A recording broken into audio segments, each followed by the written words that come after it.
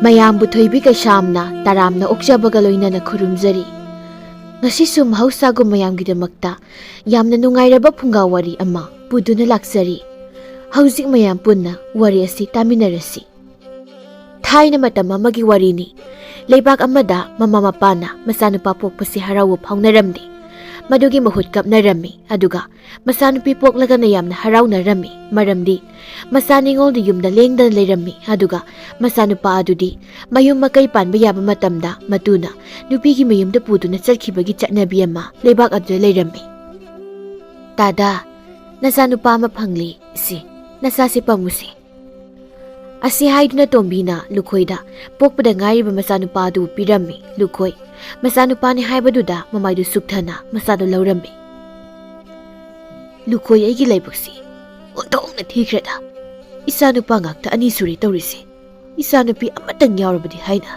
ꯑꯩ ꯈꯟꯕꯅꯤ꯫ ꯃꯨꯈꯤꯅ, ꯏꯕꯨꯡꯉꯣ, ꯅꯪꯒꯤ ꯂꯥꯏꯕꯛꯇꯅꯦ ꯑꯗꯨꯝꯅ ꯇꯝꯂꯝꯕꯅꯤ ꯍꯥꯏꯅ ꯈꯟꯗꯣꯛꯂꯣ꯫ ꯚꯦꯝꯃ, ꯇꯣꯝꯕꯤ, ꯏꯆꯥꯅꯨꯄꯤꯗꯤ ꯀꯔꯤꯁꯨ ꯇꯧꯗꯦꯀꯣ? ꯍꯣꯏ ꯏꯅꯦ, ꯏꯆꯦꯗꯣ ꯀꯔꯤꯁꯨ ꯊꯣꯏꯗꯣꯛꯄ ꯇꯧꯗꯦ꯫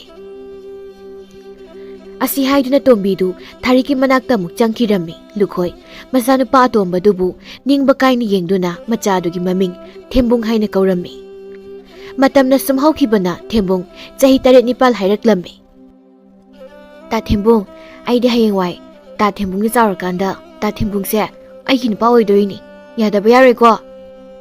ꯁꯛꯊꯤꯕꯤ, ꯅꯪꯅꯁꯨ ꯑꯩꯕꯨ ꯄꯥꯝꯕꯁꯦ ꯑꯩ ꯅꯪꯉꯣꯟꯗ ꯂꯩꯕ ꯉꯝꯃꯣꯏ꯫ ꯀꯔꯤ? ꯑꯩꯕꯨ ꯁꯛꯊꯤ ꯀꯥꯏꯅ? ꯑꯩ ꯊꯤꯔꯁꯨ ꯅꯪꯗꯤ ꯑꯩꯒꯤ ꯑꯣꯏꯗꯕ ꯌꯥꯗꯦ꯫ ꯑꯁꯤ ꯍꯥꯏꯗꯨꯅ ꯂꯥꯏꯖꯥ ꯅꯣꯛ ꯅꯣꯛꯇꯨꯅ ꯃꯌꯨꯝꯂꯣꯝꯗ ꯆꯦꯟꯈꯤꯔꯝꯃꯤ꯫ ꯊꯦꯝꯕꯨꯡꯁꯨ ꯂꯥꯏꯖꯥ ꯆꯦꯟꯈꯤꯕꯗꯨꯗ ꯁꯥꯎꯅ ꯌꯦꯡꯗꯨꯅ ꯂꯩꯍꯧꯔꯝꯃꯤ꯫ ꯃꯇꯝ ꯈꯔ ꯍꯧꯈ꯭ꯔꯦ꯫ ꯅꯣꯡꯃꯒꯤ ꯅꯨꯃꯤꯠꯇ ꯂꯥꯏꯖꯥꯗꯨ ꯃꯃꯥꯒ ꯂꯣꯏꯅꯅ ꯑꯆꯥ ꯑꯊꯛ ꯍꯩ ꯔꯥ ꯈꯔ ꯄꯨꯔꯒ ꯊꯦꯝꯕꯨꯡ ꯍꯣꯏꯗ ꯂꯥꯛꯂꯝꯃꯤ꯫ ꯊꯥꯔꯤꯛꯅ, ꯍꯩꯃꯥ, ꯏꯅꯥꯎ ꯅꯣꯏ ꯂꯥꯛꯂꯤꯕ꯭ꯔꯣ? ꯑꯩꯗꯤ ꯏꯊꯥ ꯊꯥꯖꯗ ꯂꯥꯛꯄꯁꯤꯗ ꯉꯛꯂꯨꯔꯦꯗꯅ꯫ ꯉꯛꯂꯨꯅꯨ ꯏꯆꯦ, ꯑꯩꯈꯣꯏ ꯂꯥꯏꯖꯥꯅ ꯅꯣꯏꯗ ꯆꯠꯁꯤ ꯍꯥꯏꯃꯟꯗꯅ ꯈꯥꯡꯕ ꯉꯝꯗꯅ ꯂꯥꯛꯂꯤꯕꯅꯤ꯫ ꯏꯍꯦ, ꯏꯆꯥ ꯂꯥꯏꯖꯥꯗꯤ ꯑꯣꯟꯊꯣꯛꯅ ꯆꯥꯎꯔꯝꯂꯦꯗꯅ꯫ ꯍꯥꯏ ꯊꯦꯝꯕꯨꯡ, ꯂꯥꯏꯖꯥ ꯍꯣꯏ ꯂꯥꯛꯂꯤ, ꯃꯄꯥꯜꯗ ꯑꯝꯇ ꯊꯣꯛꯂꯧꯅꯦꯍꯦ꯫ ꯊꯦꯝꯕꯨꯡ ꯂꯥꯏꯖꯥ ꯍꯣꯏ ꯂꯥꯛꯂꯤ ꯇꯥꯕꯗ ꯃꯁꯥꯗꯨ ꯇꯥꯟꯗꯦ ꯃꯥꯟꯗꯦ ꯇꯧꯗꯨꯅ ꯃꯄꯥꯜꯗ ꯊꯣꯛꯂꯛꯂꯝꯃꯤ꯫ ꯊꯦꯝꯕꯨꯡ ꯂꯥꯏꯖꯥ ꯎꯕꯗ ꯃꯃꯤꯠꯇꯨ ꯄꯩꯅ ꯂꯥꯏꯖꯥꯗ ꯌꯦꯡꯂꯝꯃꯤ꯫ ꯂꯥꯏꯖꯥꯗꯤ ꯊꯧꯁꯥꯗ ꯊꯦꯝꯕꯨꯡꯗ ꯅꯣꯛꯂꯒ ꯌꯦꯡꯗꯨꯅ ꯂꯩꯔꯝꯃꯤ꯫ ꯊꯥꯔꯤꯛꯅ, ꯍꯩ, ꯑꯉꯥꯡ ꯑꯁꯤ ꯑꯁ꯭ꯋꯥꯏꯗ ꯄꯨꯊꯣꯛꯂꯒꯅꯦ ꯁꯥꯟꯅꯃꯤꯟꯅꯔꯨꯆꯣ꯫ ꯆꯠꯂꯨ, ꯑꯩꯈꯣꯏ ꯋꯥ ꯈꯔ ꯈꯟꯅꯒꯦ꯫ ꯍꯣꯏ ꯂꯥꯏꯖꯥ, ꯂꯥꯛꯑꯣ, ꯑꯁ꯭ꯋꯥꯏꯗ ꯁꯥꯟꯅꯧꯁꯦ꯫ ꯑꯁꯤ ꯍꯥꯏꯗꯨꯅ ꯊꯦꯝꯕꯨꯡ ꯃꯈꯣꯡꯗꯨ ꯒꯝ ꯒꯝ ꯊꯥꯡꯗꯨꯅ ꯆꯠꯈꯤꯔꯝꯃꯤ꯫ ꯂꯥꯏꯖꯥꯁꯨ ꯇꯞꯂꯤ ꯇꯞꯂꯤ ꯊꯦꯝꯕꯨꯡꯒꯤ ꯃꯇꯨꯡ ꯏꯟꯅꯈꯤꯔꯝꯃꯤ꯫ ꯑꯉꯥꯡ ꯑꯅꯤꯗꯨꯅ ꯊꯣꯛꯈ꯭ꯔꯕꯗ ꯃꯃꯥ ꯑꯅꯤꯗꯨ ꯃꯈꯣꯏꯒꯤ ꯋꯥꯔꯤ ꯁꯥꯗꯨꯅ ꯂꯩꯍꯧꯔꯝꯃꯤ꯫ ꯊꯥꯔꯤꯛꯅ, ꯏꯅꯥꯎ, ꯅꯈꯣꯏꯗꯤ ꯅꯆꯥꯅꯨꯄꯤ ꯄꯣꯛꯄꯅꯤꯅ ꯂꯥꯏꯕꯛ ꯌꯥꯝ ꯐꯩ꯫ ꯑꯩꯈꯣꯏꯗꯤ ꯌꯦꯡꯉꯣ, ꯅꯨꯄꯥ ꯉꯥꯛꯇ ꯑꯅꯤꯅꯤ꯫ ꯍꯌꯦꯡ ꯑꯩꯈꯣꯏꯅ ꯑꯍꯜ ꯑꯣꯏꯔꯛꯂꯕ ꯃꯇꯝꯗ ꯑꯩꯈꯣꯏꯕꯨ ꯀꯅꯥꯅ ꯌꯦꯡꯁꯤꯅꯤ ꯈꯟꯕꯗ ꯑꯋꯥꯕ ꯍꯥꯏꯕꯗꯣ ꯑꯣꯏꯔꯕꯅꯤ꯫ ꯏꯆꯦ, ꯑꯗꯨꯒꯤꯗꯤ ꯊꯣꯏꯅ ꯈꯜꯂꯨꯅꯨꯗ, ꯍꯌꯦꯡꯋꯥꯏ ꯑꯉꯥꯡꯁꯤꯡꯁꯤꯅ ꯑꯗꯨꯝ ꯌꯦꯡꯁꯤꯟꯖꯅꯤꯗ꯫ ꯏꯅꯥꯎ, ꯑꯗꯨꯝꯅꯕꯨꯗꯤ ꯍꯥꯏꯕꯕꯨ ꯅꯈꯣꯏ ꯇꯥꯗꯒ ꯑꯩꯒꯁꯦ ꯑꯍꯜ ꯑꯣꯏꯔꯛꯂꯒ ꯀꯝꯗꯧꯕ ꯍꯥꯏꯅ ꯈꯟꯕꯗ ꯂꯥꯏꯃꯟ ꯑꯣꯏꯔꯕꯅꯤ꯫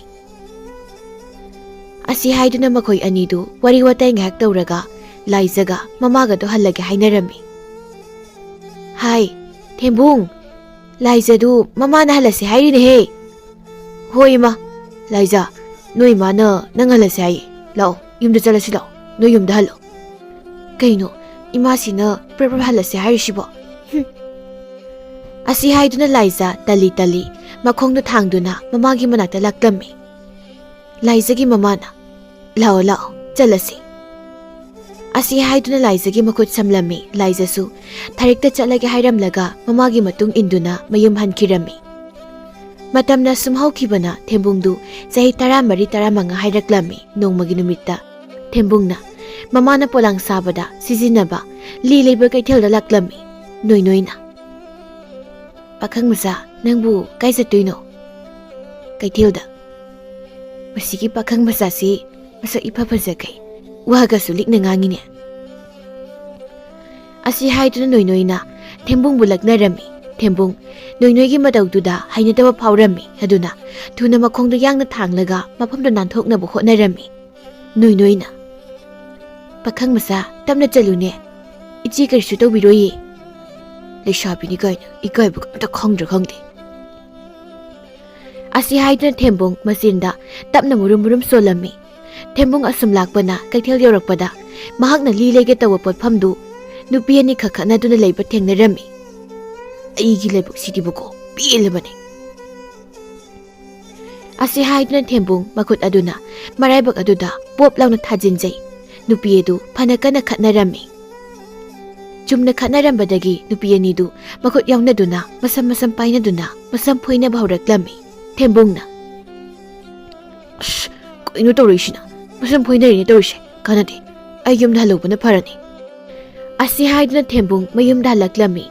Thembungi mamadi somda masana lilerakani khanna kaurangna ngaidu lerami. Adubu thembungna karisu pudan lakpadu ubada thembungi mamadu machada ngakna yenglammi.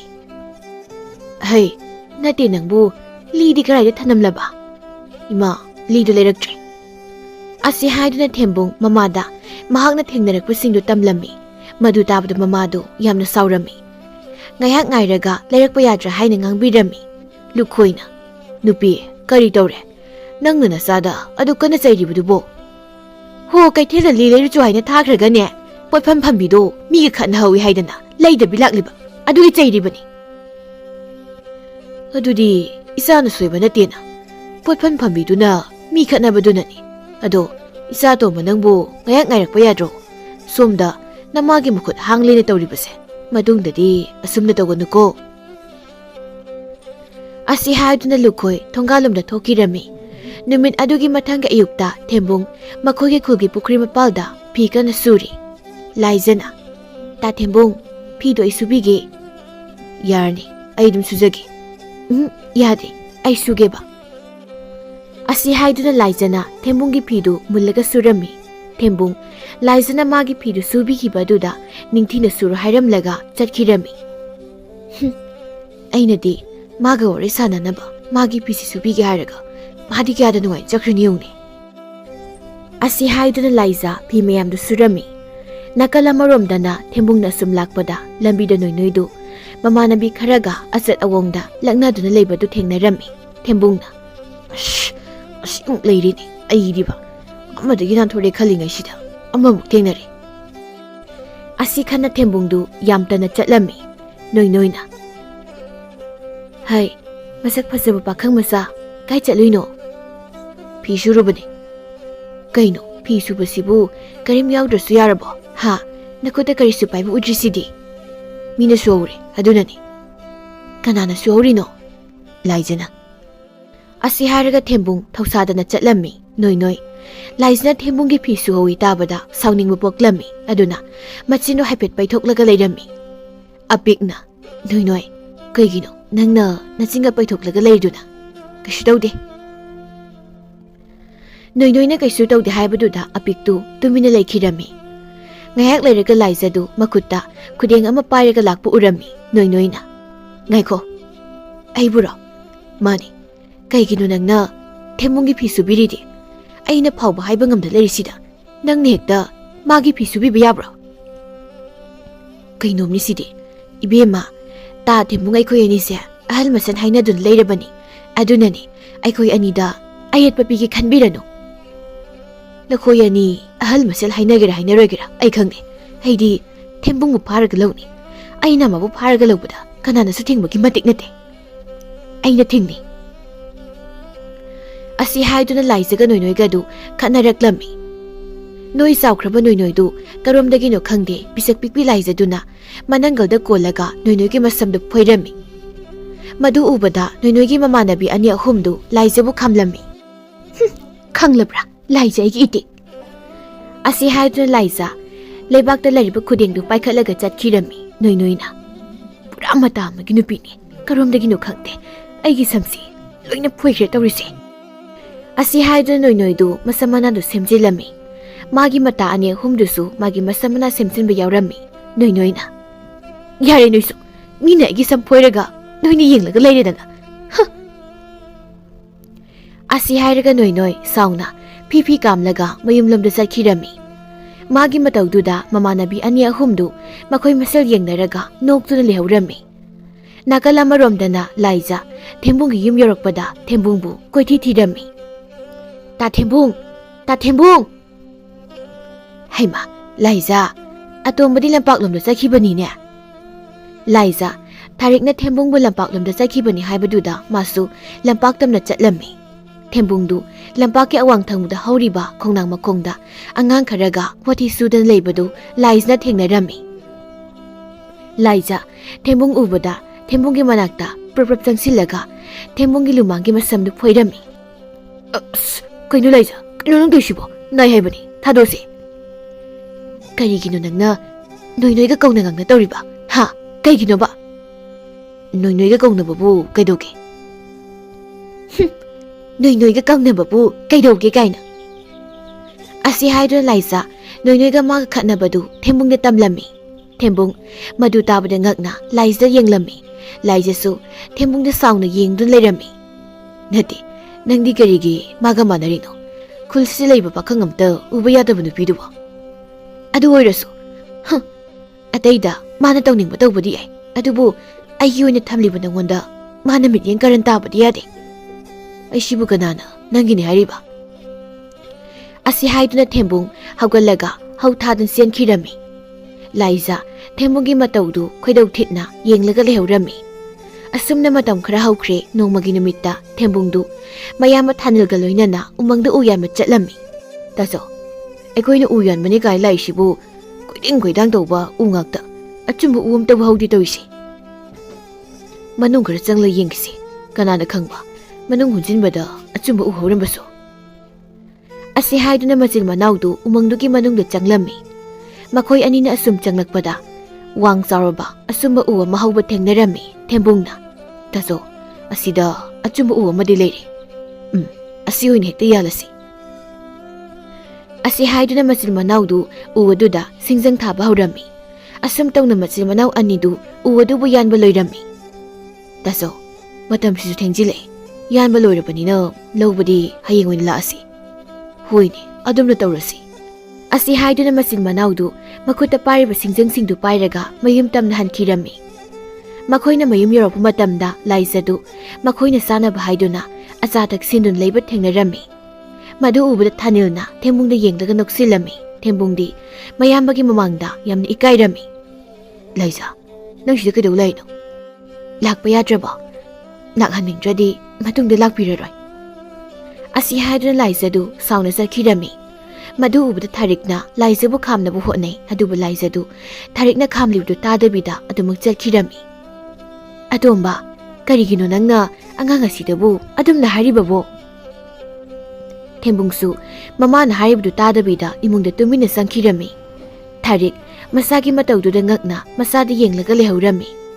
Nakal amaromdana Laizadu masingdu paithoklaga lambida sum lakpada lambi nakalda noidu mamanabi kharaga phamlaga leibadu thengnarami.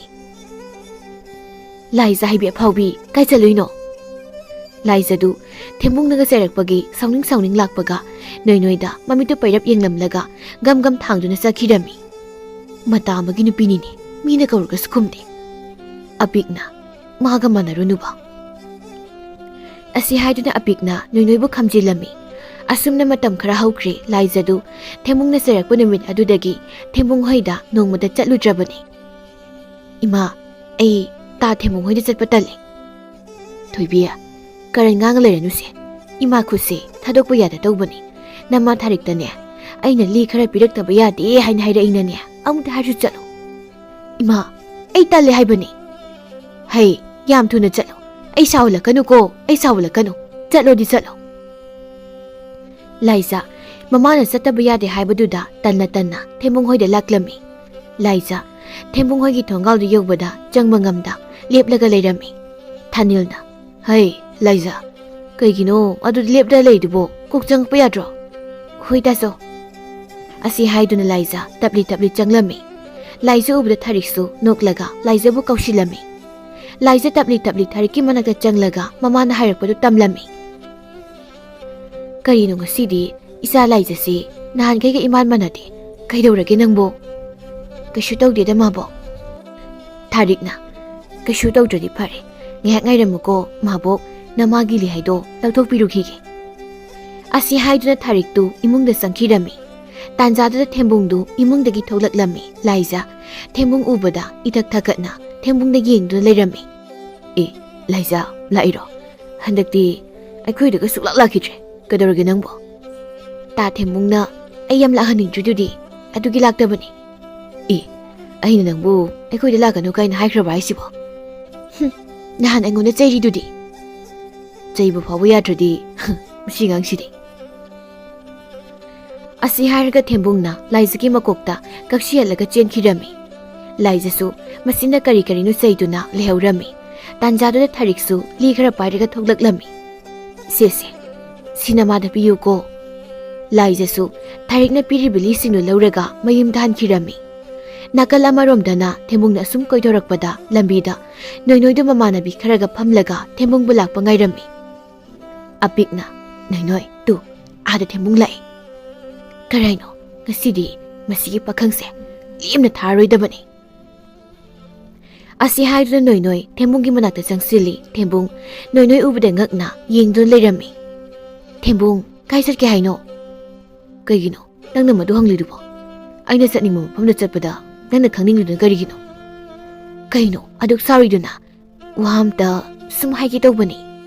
ꯑꯁꯤ ꯍꯥꯏꯗꯨꯅ ꯅꯣꯏꯅꯣꯏꯅ ꯊꯦꯝꯕꯨꯡꯗ ꯃꯥꯒ ꯀꯣꯏꯅꯔꯁꯤ ꯍꯥꯏꯅ ꯍꯥꯏꯔꯝꯃꯤ꯫ ꯃꯗꯨ ꯇꯥꯕꯗ ꯊꯦꯝꯕꯨꯡ ꯑꯃꯨꯛꯀ ꯍꯦꯟꯅ ꯉꯛꯅ ꯅꯣꯏꯅꯣꯏꯗ ꯌꯦꯡꯗꯨꯅ ꯂꯩꯔꯝꯃꯤ꯫ ꯃꯗꯨ ꯎꯕꯗ ꯅꯣꯏꯅꯣꯏꯗꯨ ꯍꯥꯏꯐꯦꯠ ꯏꯀꯥꯏꯅ ꯅꯣꯛꯂꯝꯃꯤ꯫ ꯊꯦꯝꯕꯨꯡꯅ "ꯅꯣꯏꯅꯣꯏ, ꯑꯩꯈꯣꯏꯒꯤ ꯆꯠꯅꯕꯤꯗ ꯅꯨꯄꯤꯅ ꯅꯨꯄꯥ ꯀꯣꯏꯕꯁꯦ ꯊꯣꯏꯅ ꯀꯥꯏꯗꯦ.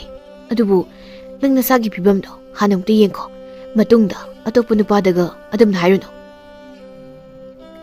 ꯑꯁꯤ ꯍꯥꯏꯔꯒ ꯊꯦꯝꯕꯨꯡꯗꯨ ꯅꯣꯏꯅꯣꯏꯗꯒꯤ ꯊꯩꯗꯣꯛꯂꯒ ꯆꯠꯈꯤꯔꯝꯃꯤ꯫ ꯅꯣꯏꯅꯣꯏꯗꯨ ꯏꯀꯥꯏꯕꯅ ꯃꯐꯝꯗꯨꯗꯒꯤ ꯃꯆꯤ ꯂꯦꯡꯕ ꯉꯝꯗ ꯂꯦꯞꯂꯒ ꯂꯩꯔꯝꯃꯤ꯫ ꯅꯣꯏꯅꯣꯏ ꯃꯃꯤꯠꯇꯒꯤ ꯃꯄꯤꯁꯨ ꯂꯦꯞꯄ ꯂꯩꯇꯅ ꯁꯤꯡꯊꯔꯝꯃꯤ꯫ ꯑꯄꯤꯛꯅ "ꯅꯣꯏꯅꯣꯏ ꯀꯩꯗꯧꯔꯒꯦ ꯅꯪꯕꯣ? ꯊꯦꯝꯕꯨꯡꯅ ꯀꯔꯤ ꯍꯥꯏꯔꯝꯃꯤꯅꯣ? ꯁꯤ ꯂꯥꯛꯑꯣꯁꯦ." ꯅꯣꯏꯅꯣꯏ ꯑꯄꯤꯛꯅ ꯍꯥꯏꯔꯤꯕꯗꯨ ꯈꯨꯝꯗꯕꯤ ꯀꯞꯂꯒ ꯃꯌꯨꯝꯂꯣꯝꯗ ꯆꯦꯟꯈꯤꯔꯝꯃꯤ꯫ ꯑꯄꯤꯛꯁꯨ ꯅꯣꯏꯅꯣꯏꯒꯤ ꯇꯨꯡꯗ ꯇꯥꯟꯅꯈꯤꯔꯝꯃꯤ꯫ ꯑꯁꯨꯝꯅ ꯃꯇꯝ ꯈꯔ ꯅꯣꯏꯅꯣꯏꯗꯨ ꯊꯦꯝꯕꯨꯡꯅ ꯃꯥꯕꯨ ꯏꯀꯥꯏꯕ ꯄꯤꯔꯝꯕꯗꯨꯒꯤ ꯑꯣꯏꯅ ꯊꯦꯝꯕꯨꯡꯕꯨ ꯅꯝꯗꯅ ꯐꯥꯔꯒ ꯑꯣꯏꯔꯁꯨ ꯂꯧꯅꯤ ꯍꯥꯏꯅ ꯍꯥꯏꯔꯝꯃꯤ꯫ ꯑꯄꯤꯛꯅ "ꯅꯣꯏꯅꯣꯏ ꯅꯪꯅ ꯍꯥꯏꯗꯨꯕꯨ ꯑꯣꯏꯕ ꯌꯥꯗꯧꯔꯤꯕꯣ? ꯍꯌꯦꯡ ꯇꯨꯡꯗ ꯊꯦꯝꯕꯨꯡꯅ ꯅꯪꯕꯨ ꯄꯥꯝꯕꯤꯗ꯭ꯔꯗꯤ ꯅꯪ ꯅꯤꯡꯉꯝꯗꯕ ꯂꯥꯛꯆꯅꯤꯀꯣ." "ꯑꯄꯤꯛ ꯑꯩ ꯍꯧꯖꯤꯛ ꯀꯔꯤꯝꯇ ꯈꯟꯗꯦ. ꯑꯩꯒꯤ ꯍꯥꯏꯕꯕꯨ ꯃꯥꯅ ꯑꯩꯕꯨ ꯏꯀꯥꯏꯕ ꯄꯤꯕ ꯑꯗꯨꯒꯤ ꯂꯃꯟ ꯑꯣꯏꯅ ꯑꯩꯅ ꯃꯥꯕꯨ ꯅꯝꯗꯅ ꯂꯧꯅꯤ. ꯐꯔꯦ, ꯅꯪꯒꯤ ꯋꯥꯈꯜꯅꯕꯨ ꯑꯗꯨ ꯌꯧꯔꯕꯗꯤ ꯑꯩꯈꯣꯏꯁꯨ ꯅꯪꯒꯤ ꯃꯇꯦꯡ ꯁꯣꯏꯗꯅ ꯄꯥꯡꯒꯅꯤ." ꯑꯁꯤ ꯍꯥꯏꯗꯨꯅ ꯅꯣꯏꯅꯣꯏ ꯃꯃꯥꯟꯅꯕꯤ ꯃꯌꯥꯝꯗꯨꯒ ꯊꯦꯝꯕꯨꯡꯕꯨ ꯀꯔꯝꯅ ꯐꯥꯁꯤꯒꯦ ꯍꯥꯏꯅ ꯈꯟꯅꯔꯝꯃꯤ꯫ ꯅꯥꯀꯜ ꯑꯃꯔꯣꯝꯗꯅ ꯇꯥꯟꯖꯥ ꯑꯁꯤꯗ ꯂꯥꯏꯖꯗꯨ ꯑꯀꯟꯕ ꯂꯥꯏꯆꯠ ꯑꯃꯅ ꯅꯥꯕ ꯍꯧꯔꯛꯂꯝꯃꯤ꯫ ꯃꯗꯨꯒꯤ ꯄꯥꯎꯗꯨ ꯇꯥꯕꯗ ꯊꯦꯝꯕꯨꯡꯗꯨ ꯌꯥꯝꯅ ꯄꯥꯈꯠꯄ ꯐꯥꯎꯔꯝꯃꯤ꯫ "ꯏꯃꯥ, ꯅꯪꯅ ꯍꯥꯏꯗꯨꯕꯨ ꯑꯁꯦꯡꯕꯔꯣ? ꯀꯩꯅꯣ ꯑꯩꯅ ꯍꯧꯖꯤꯛ ꯇꯧꯗꯣꯏꯁꯤꯕꯣ? ꯑꯩ ꯍꯧꯖꯤꯛꯃꯛ ꯂꯥꯏꯖꯒꯤ ꯃꯅꯥꯛꯇ ꯆꯠꯀꯅꯤ." "ꯑꯇꯣꯝꯕ ꯑꯗꯨꯝꯅ ꯇꯧꯒꯅꯨ. ꯂꯥꯏꯖꯒꯤ ꯍꯧꯖꯤꯛ ꯑꯣꯏꯔꯤꯕ ꯐꯤꯕꯝꯁꯦ ꯃꯤ ꯍꯥꯏꯗꯣꯛꯇꯕꯒꯤ ꯋꯥꯅꯤ. ꯌꯥꯝꯅ ꯂꯨꯔꯦ. ꯑꯗꯨꯅ ꯃꯈꯣꯏꯗ ꯀꯅꯥꯁꯨ ꯆꯪꯍꯟꯗꯕꯅꯤ. ꯅꯪꯅ ꯆꯠꯂꯕꯁꯨꯅꯦ ꯀꯔꯤꯁꯨ ꯀꯥꯟꯅꯕ ꯐꯪꯂꯣꯏ. ꯑꯗꯨꯅ ꯅꯍꯥꯛ ꯆꯠꯈ꯭ꯔꯅꯨꯀꯣ." ꯊꯦꯝꯕꯨꯡ ꯃꯃꯥꯅ ꯍꯥꯏꯔꯤꯕꯗꯨ ꯇꯥꯗꯦ. ꯂꯥꯏꯖꯍꯣꯏ ꯃꯌꯨꯝ ꯇꯝꯅ ꯄ꯭ꯔꯞ ꯄ꯭ꯔꯞ ꯆꯠꯈꯤꯔꯝꯃꯤ꯫ ꯃꯃꯥ ꯊꯥꯔꯤꯛꯇꯨ ꯃꯁꯥꯅ ꯆꯠꯈꯤꯕꯗꯨꯗ ꯊꯋꯥꯏ ꯋꯥꯅ ꯌꯦꯡꯗꯨꯅ ꯂꯩꯍꯧꯔꯝꯃꯤ꯫ ꯊꯦꯝꯕꯨꯡ ꯀꯟꯅ ꯆꯦꯜꯂꯛꯇꯨꯅ ꯂꯥꯏꯖꯍꯣꯏꯒꯤ ꯊꯣꯡꯖꯤꯜꯂ ꯂꯦꯞꯇꯨꯅ ꯂꯥꯏꯖꯍꯣꯏꯒꯤ ꯊꯣꯡꯗ ꯊꯤꯜꯂꯝꯃꯤ꯫ "ꯏꯅꯦ, ꯏꯅꯦ, ꯏꯅꯦ ꯊꯣꯡꯁꯤ ꯑꯝꯇ ꯍꯥꯡꯕꯤꯌꯨ." "ꯏꯕꯨꯡꯉꯣ, ꯉꯁꯤꯗꯤ ꯏꯅꯦꯕꯨ ꯋꯥꯔꯧꯅꯨ. ꯊꯣꯡꯗꯣ ꯍꯥꯡꯂꯔꯣꯏ. ꯅꯪ ꯍꯜꯂꯣ." "ꯏꯅꯦ, ꯑꯩ ꯂꯥꯏꯖꯕꯨ ꯎꯗ꯭ꯔꯤꯕ ꯃꯈꯩ ꯑꯩ ꯌꯨꯝꯗ ꯍꯜꯂꯔꯣꯏ ꯏꯅꯦ." ꯑꯁꯤ ꯍꯥꯏꯗꯨꯅ ꯊꯦꯝꯕꯨꯡ ꯂꯥꯏꯖꯍꯣꯏꯒꯤ ꯊꯣꯡꯖꯤꯜꯗ ꯐꯝꯊꯔꯝꯃꯤ꯫ ꯊꯦꯝꯕꯨꯡꯅ ꯑꯗꯨꯝꯅ ꯂꯥꯏꯖꯍꯣꯏꯒꯤ ꯊꯣꯡꯖꯤꯜꯗ ꯐꯝꯂꯛꯄꯁꯤ ꯄꯨꯡ ꯑꯃꯃꯨꯛ ꯐꯥꯖꯤꯜꯂꯛꯂꯝꯃꯤ꯫ ꯊꯦꯝꯕꯨꯡꯒꯤ ꯃꯇꯧꯗ ꯂꯥꯏꯖꯒꯤ ꯃꯃꯥꯁꯨ ꯅꯨꯡꯉꯥꯏꯇ꯭ꯔꯗꯨꯅ ꯊꯣꯡꯗꯣ ꯍꯥꯡꯗꯣꯔꯛꯂꯝꯃꯤ꯫ "ꯏꯅꯦ, ꯏꯕꯨꯡꯉꯣ ꯂꯥꯛꯑꯣ ꯆꯪꯉꯣ." ꯑꯁꯤ ꯍꯥꯏꯗꯨꯅ ꯂꯥꯏꯖꯒꯤ ꯃꯃꯥꯅ ꯊꯦꯝꯕꯨꯡꯕꯨ ꯏꯃꯨꯡꯗ ꯂꯥꯏꯖꯒꯤ ꯀꯥꯗ ꯄꯨꯁꯤꯜꯂꯝꯃꯤ꯫ ꯊꯦꯝꯕꯨꯡ ꯂꯥꯏꯖꯅ ꯃꯁꯥ ꯏꯁꯣꯟ ꯁꯣꯟꯅ ꯐꯃꯨꯡꯗ ꯍꯤꯞꯂꯒ ꯂꯩꯕꯗꯨ ꯎꯕꯗ ꯃꯃꯤꯠꯇꯒꯤ ꯃꯄꯤ ꯃꯔꯤꯛ ꯑꯃ ꯁꯤꯟꯊꯔꯛꯂꯝꯃꯤ꯫ ꯂꯥꯏꯖꯅ "ꯇꯥ ꯊꯦꯝꯕꯨꯡ." ꯑꯁꯤ ꯍꯥꯏꯗꯨꯅ ꯂꯥꯏꯖꯗꯨ ꯍꯧꯒꯠꯀꯦ ꯇꯧꯔꯝꯃꯤ꯫ ꯑꯗꯨꯕꯨ ꯃꯁꯥꯗꯨ ꯁꯣꯟꯃꯟꯕꯅ ꯍꯧꯒꯠꯄ ꯉꯝꯂꯝꯗꯦ꯫ ꯃꯗꯨ ꯎꯕꯗ ꯃꯃꯥꯅ ꯊꯨꯅ ꯆꯦꯟꯁꯤꯟꯗꯨꯅ ꯃꯁꯥꯕꯨ ꯉꯥꯛꯄꯤꯔꯝꯃꯤ꯫ "ꯏꯕꯨꯡꯉꯣ, ꯅꯪꯁꯨ ꯍꯧꯖꯤꯛꯇꯤ ꯎꯔꯕ ꯅꯠꯇ꯭ꯔꯥ? ꯏꯆꯥꯒꯤ ꯑꯣꯏꯔꯤꯕ ꯃꯇꯧꯁꯦ. ꯃꯥꯒꯤ ꯐꯤꯕꯝꯁꯤ ꯈꯨꯜ ꯂꯩꯀꯥꯏꯅ ꯈꯪꯈ꯭ꯔꯒ ꯏꯆꯥꯒꯤ ꯃꯔꯝꯗ ꯈꯨꯜ ꯂꯩꯀꯥꯏꯅ ꯀꯔꯤ ꯉꯥꯡꯅꯅꯤ ꯈꯟꯕꯗ ꯏꯅꯦꯗꯤ ꯂꯥꯏꯃꯟ ꯑꯣꯏꯔꯕꯅꯤ." "ꯏꯅꯦ, ꯍꯦꯟꯖꯤꯟꯅꯁꯨ ꯈꯟꯕꯤꯒꯅꯨ. ꯂꯥꯏꯖ ꯀꯩꯁꯨ ꯇꯧꯔꯣꯏꯗ." Ine, maiba kamda tanadraba. Ibungo, mading lekay kita da manglem to. Kaudo na yenghali. Ine, kura manglem na bu kay haige. Laizagi mamadu Thembunggi wadu tabada Thembunggi khudang nu pairaga chingthoklaga mayai kada chap lepi. Madamdu laizagi mamadu thingaduna thamlame mapidu sintharaklami. Ine, nasada chingnab leitan haibiyo. Ibungo, nachagi lainasi layengbada phaba ngamlaroi haire. Mahakki aroiba matamdo ngaiba haiduda taredana. Thembung laizagi mamagi wadu tabada karisu haigani khangda tumina leplaga leirammi. Laizagi mamasu Thembungbu kaurammi. Adubu Thembungna karisu haida tumina leibaduda Thembunggi masadu nomduna kauraklammi. Ha, ine, aibu kaubra. Nangsu nachalbu urabanina yumda haludana. Ine, asi haiduna Thembung mamai maksinna laizagi yumdagi thoklaklammi. Thembung masado hainingda khongthang lumna thangduna laklammi. Ngaikho Thembung, kari haiga haibano thuna hairo. Nang naibu ikaiba piba dugi laman oina aina nangbu ngasidi pharadabani. Noi nangi karanto matang sade. Ai hujik nangi adugumba angang masa manmi matauda matam manghanna leiba yaba matamto aingondo itre ai lami thado. Aina harise phagi nate apik noi loina thachelo tholo lao ngasi Thembungse masani yadraso hekta pharadabani. Noigi wadu tabada apik amadi mamanabi mayamdu lumduna lerambadu loina tholaklammi. Madu ubada Thembung noida sauni yengduna lerami. Adubu Thembung laije ningsinglakpada asawbudu phathajarami. Noi aigi wasi noyongte tako. Ai noi sakadoribase maiba thibani.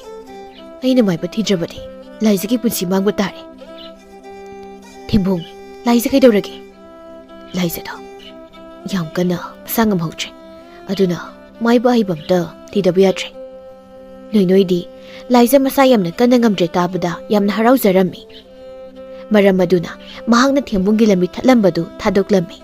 Thembung magi lambi thatlibadu thadokpada harauna noida thagat wahi khara hairamlaga chenkirami. Apikna noi kaiginu nangna Thembungbu asuklaina thadoklisiba aikoi masigi tanjase asukuina ngairaklaga. Hausikta Thembungna hairamlido tahaudro laizado yam kana ngamdre haidana karigumbaina lambi thatpadaki laizina phatanumda thokladi manaibu waraudoribani. Aduga lambi thadoklaga laizana masa phaba ngamduna siradi aina Thembungse laina lawdoribani. Asi haiduna makhoi mayamdu akhaba mino kamanoklammi. Somdana Thembung makhogi khuldugi thangnaba khulda laktuna maiba aiba leibra haina hanglammi.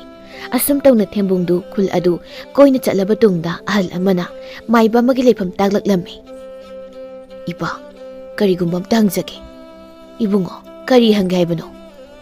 Maiba khoimugi yumsibo. Mani maiba khoimu hairibadu ai isani.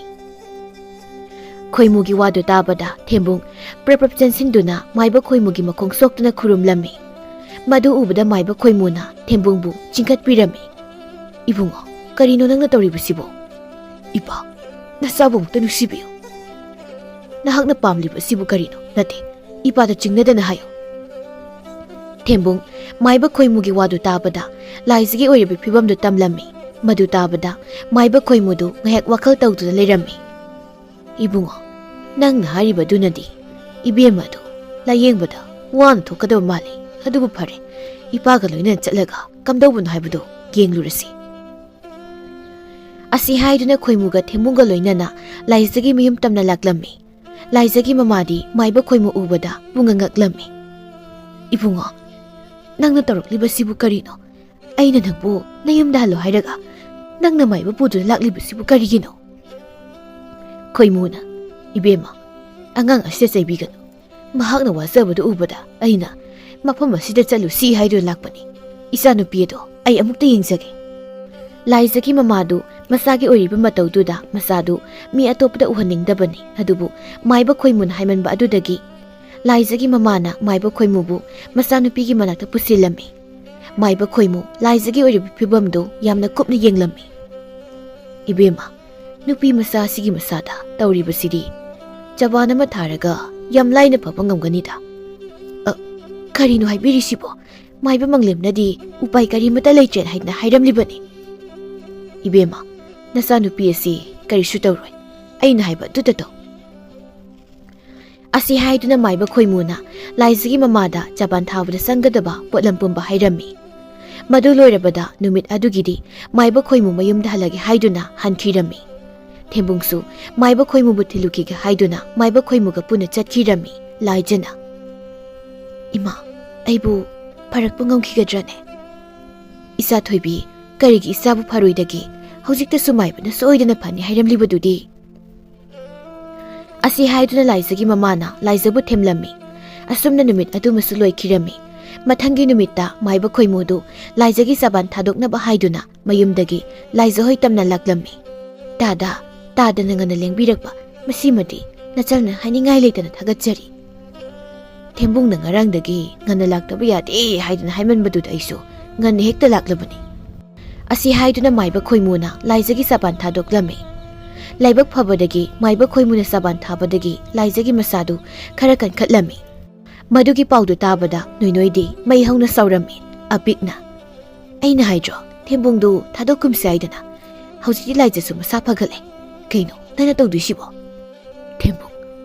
thembung bu phaba masini aigi thabak asi haidra noinoi sauna mafamda thadoktuna satkirami asumna matam khara haukhre laizagi masadu nongmagi phagalaktuna mapung phana phagatpa haibdu oirami nongmagi numitta thembunga mayamba thanilga laizahoida laizagi manakta chalusi haina laklami makhoina sum lakpada lambida noinoidu mamanabi kharaga thembung lakpa ngaiduna leirami apikna noinoi thembung lai ngasidi sohelaroisi ngasidi soiba yaba nate asi haiduna makhoi mayamdu thembung lakpa ngaiduna bora khaw amasu thaurang tawrami thanil amadi thembungna makhoina lumliba mapadu yausilakpada sarit sarak haibi leisabi ani khakna chenthораklaga bora khaw aduna thembungbu kupsilami thembungna koino noi tawsibo asi haiduna thembung bora khaw adudagi nanthoknabu hotnai mayamba thanildu nupi anidu ubada manawgi mateng pangninglebasu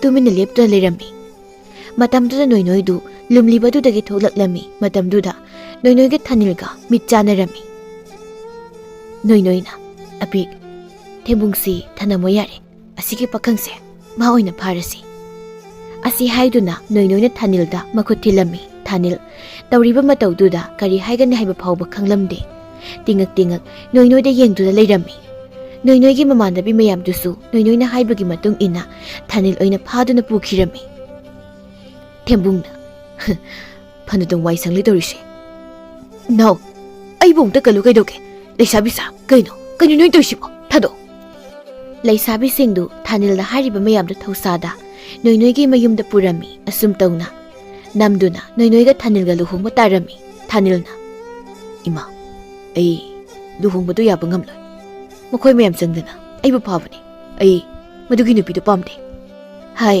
pamdaba yaroi ko nangi mamal oina sandang tara piraklabani aikhoi bu phate haiganu ko asum tawna namdana noinoiga thanilga luhunglami makhoi anigi luhungba ikoi dana themung amadi laizagi luhungbagi matam suleplami lukhoina isanupa animak luhungba hek loikhibadagidi magi nupigi mayumda loina lekrani nanga iga to yumsida isik sikna lehu tarene tawrise adugibu thoina khanjin biruno isanupa animakna leirise khulsidani makhoisu toina silaksani da asum tawna haukibana laizaga thembungasu luhungbagi matam yoroktuna luhunglami luhungba loirabada mayam sangduna thembungbu laizagida thinbirami asum tawna makhoi mayamdu wata padana nungaina pankhirami